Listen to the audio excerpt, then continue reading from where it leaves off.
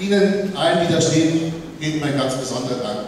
Den Mitwirkenden, die nicht gewusst haben, was auf sie zukommt, die mir auch das Vertrauen geschenkt haben.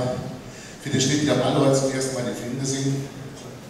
Deswegen bin ich auch davor immer wahnsinnig aufgeregt, ob das dann passt, auch für Sie. Und der Dank an mein Team. Und der Dank an euch. Herzlichen Dank.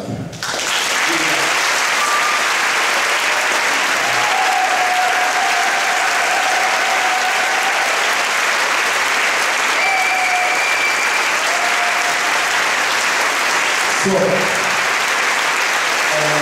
weiß nicht, wie es Ihnen mit euch geht. Mir war nach dem Film, als ich ihn zum ersten Mal in dem Kino gesehen habe, in der Rohschnittfassung, das sagt mir auch der Matthias, und wirklich herzlichen Dank, war ich eigentlich ganz heiter gestimmt. Und habe mir gedacht, wenn es Ihnen heute auch so geht, dann wird es einfach toll, wenn wir zusammen feiern können, wie eine richtige Premierenparty. Und die gibt es jetzt. Und ich würde mich wahnsinnig freuen, wenn so viele wie möglich von euch noch kommen würden, dass wir tanzen und feiern und unterhalten, auch noch Filmgespräche führen. Da bin ich dann ganz gerne da. Jetzt habe ich ein bisschen Durst und es gibt auch was zu essen. Und zwar ist es im Festsaal, im 100 Jahre alten Festsaal des Gasthaus Köln.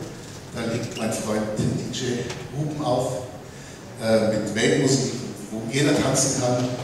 Und ich würde mich wahnsinnig freuen, wenn wir zusammen feiern, auch das Leben feiern, den Abend und ein bisschen die Filme. Einfach mitkommen.